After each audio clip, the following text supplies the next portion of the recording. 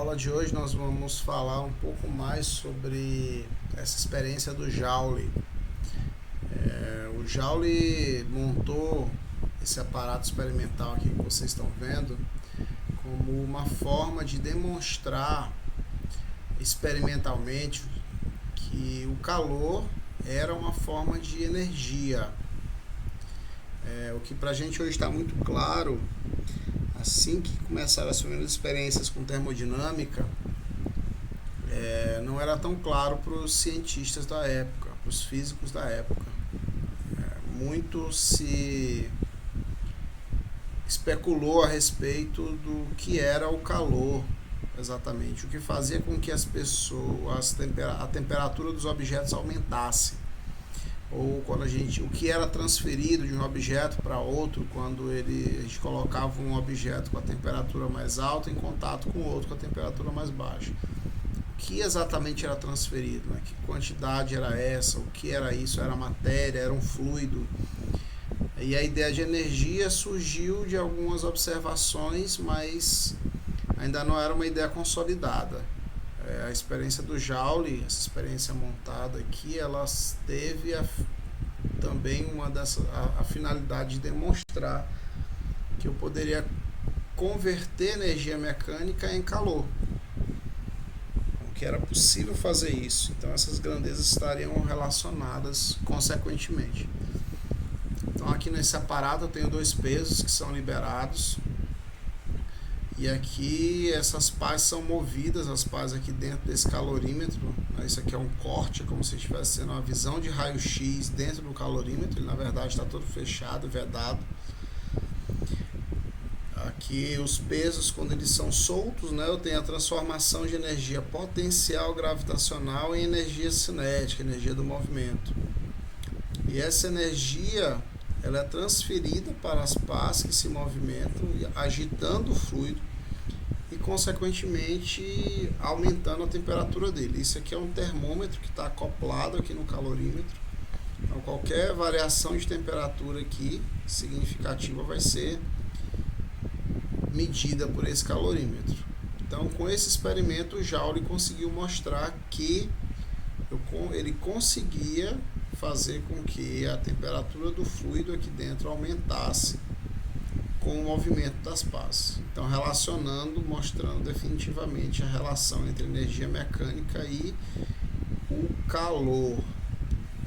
Aí, desse experimento, né, vem a relação de uma caloria, que como a gente já viu, é a unidade fundamental, a unidade mais utilizada para o calor, a relação entre a caloria e a unidade de energia mecânica que vocês já conhecem lá do primeiro ano, que é o Joule. Então, uma caloria é igual a 4,18 joules. Isso aqui também é conhecido como equivalente mecânico do calor. Tá? Bom, agora nós vamos responder a questão P75. Suponha que o calor específico de uma substância varie com a temperatura segundo o gráfico aqui do lado. Determine a quantidade de calor necessária para aquecer 60 gramas dessa substância no intervalo de temperatura considerado, intervalo de 0 a 22 graus Celsius. A gente tem aqui o calor específico variando com a temperatura, né? De 0 a 10 eu tenho um calor específico constante, de 10 a 22 ele aumenta com a temperatura de 0,3 até 0,5. Vamos resolver por partes, né? A primeira parte que ela é constante, que é a parte que a gente já conhece. Vou chamar esse calor de Q1, tá? Então Q1 vai ser igual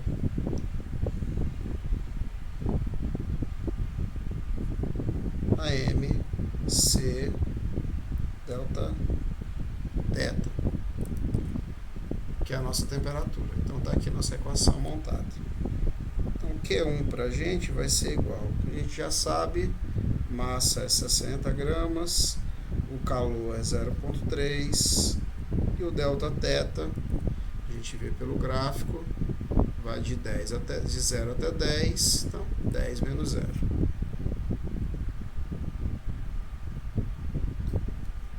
colocar certinho só para ser rigoroso mesmo. Então, nosso Q1 vai ser igual a, multiplicando tudo isso, a gente vai ficar com 180 calorias. Esse é o nosso resultado para o Q1, 180 calorias.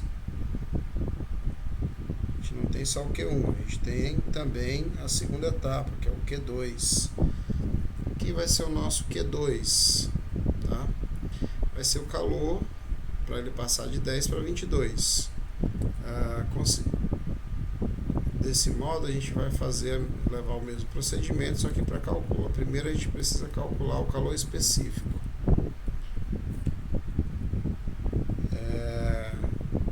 Nesse caso em que o calor específico varia com a temperatura, a gente vai considerar aqui um calor específico médio, tá? Então, sempre que vocês tiverem esse tipo de problema, vocês podem fazer isso. Calcula o calor específico médio, que é simplesmente a média aritmética. O que a gente vai fazer?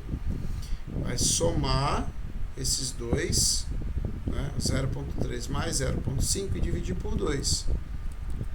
Então, meu calor específico médio, vou chamar aqui de CM, ele vai ser 0,5 mais 0,3 média aritmética, dividido pelo número de calor específico, pelos extremos, né? Então, nosso CM vai ser igual a 0,4. Coloca a unidade, calorias por grama graus Celsius. Esse é o nosso calor específico médio, é o calor específico que a gente vai utilizar na segunda parte da questão. Sendo assim, dividindo aqui o nosso quadro ao meio, a gente pode calcular o Q2, que vai ser o calor específico da segunda parte do gráfico. Então, Q2 ele vai ser igual, de novo, M, aqui vai ser o CM, que a gente calculou, e o delta θ dele. Vou chamar ali o primeiro de delta θ 1 e aqui o segundo de delta θ 2. Só para diferenciar. Então, Q2 é o que a gente está procurando. M continua 60, o CM é 0,4 e o delta θ 2 vai ser o final, que é 22, menos o inicial, que é 10. Então, de novo, é só multiplicar, tá? A gente vai ficar com Q2 igual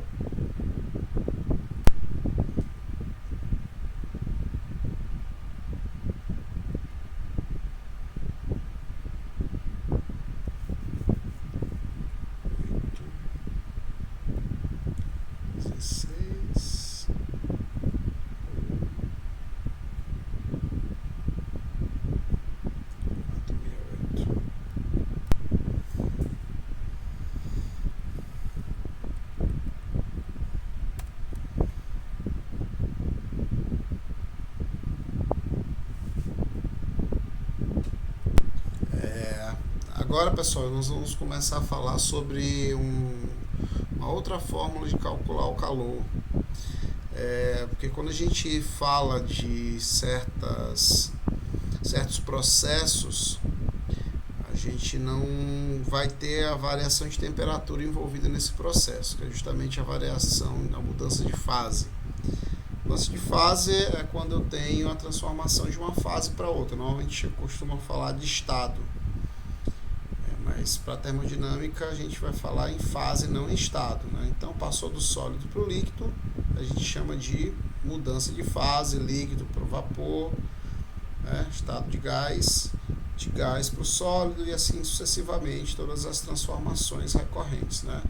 A gente tem aqui o nome fusão, solidificação, vaporização, condensação e sublimação, tá? Quando a gente tem esse tipo de processo, a gente tem justamente o que a gente chama de mudança de fase. A gente viu quando a gente estava falando lá da termometria que os pontos de referência utilizados foram justamente as transições de fase da água, né? Do sólido para o líquido e líquido sólido, né? Essa transição, a temperatura dessa transição e a temperatura de transição do líquido vapor ou vapor líquido, né? Que é a mesma temperatura, respectivamente 0 graus Celsius e 100 graus Celsius. Por que isso foi usado? Só relembrando lá para vocês. Esses pontos foram usados porque eles são pontos em que a temperatura não varia, né, com o tempo. Então a gente tem ali por um certo período, um intervalo de tempo considerável, a temperatura não varia durante essa transição de fase. Então elas foram usadas como ponto de referência. E é exatamente por isso que a gente não consegue utilizar a nossa fórmula, porque ela depende justamente de quem? Da variação de temperatura. Então, se a variação de temperatura não existe, ela é zero e o calor é zero. Então, não tem troca de calor? Não, a gente sabe que tem. Porque se eu pego um cubo de gelo e coloco ele em cima de uma bancada, de uma mesa, ele vai derreter.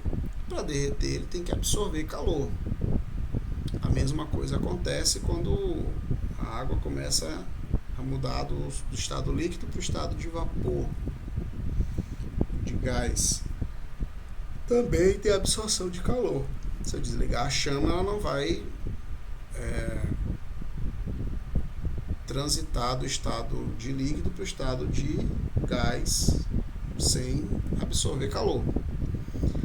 Ou seja, existe calor envolvido nesses processos. Agora, como é que eu vou calcular o calor que está envolvido nesses processos de transição de fase? A gente tem uma fórmula específica que usa uma constante, né, que é o calor latente, tá? E a quantidade de calor latente é o que a gente vai calcular quando a gente estiver falando de transição de fase, tá? Então a gente fala de calor sensível quando tem variação de temperatura, aquela fórmula anterior. E quando a gente está falando de transição de fase, a gente chama isso de quantidade de calor latente. E o calor latente é uma constante, que é a constante semelhante ao calor específico, né, da fórmula anterior, onde cada transição de fase vai ter o seu calor latente. Fusão, evaporação, sublimação, todos eles vão ter o seu calor latente. É uma constante, então, consequentemente, ela não muda, né? Para aquela transição vai ser sempre aquele valor, vai mudar de uma transição para outra. É diferente do calor específico, porque não é uma propriedade do material, é uma propriedade da transição de fase, tá? Então, para a água, eu vou ter o latente de fusão, latente de evaporação, latente de sublimação, por exemplo, né? Então, eu vou ter mais de um calor latente para a mesma substância que a água. Isso depende só da transição de fase. Aqui eu tenho um conceito, né, mais formal, e aqui eu tenho exemplos, né? LF, calor latente de fusão, 80 calorias por grama, latente de vaporização, 540 calorias por grama. Vocês percebem que o de condensação e de solidificação tem o mesmo valor, só que negativo. Por que é negativo? Porque na solidificação eu tenho que perder calor. Então, o calor perdido, ele é negativo. Na fusão eu tenho que absorver calor. Então, transição do sólido para o líquido. Então, tem que absorver calor para mudar, fazer essa transição. E aqui é a mesma coisa, tá? A diferença do sinal é só essa. Aqui, o que a gente tem? A fórmula mais precisa, né? A quantidade de calor sempre depende da massa e vai depender agora da constante, que é o calor latente. Então, sempre que a gente quiser calcular a quantidade de calor envolvida num processo de transição de fase, é essa fórmula que a gente vai usar. O próximo tema, as curvas de aquecimento e de resfriamento, né? A gente vai entender como é que a gente vai resolver problemas relacionados a essas curvas. O que a gente tem? Em muitos processos, muitas substâncias têm um aquecimento ou resfriamento seguido de uma transição de fase. Então a gente vai entender como é que a gente vai usar agora essas duas fórmulas em conjunto para resolver problemas como esse. Isso é assunto para a continuação dessa aula. Então, Então, próximo vídeo, curvas de aquecimento e resfriamento.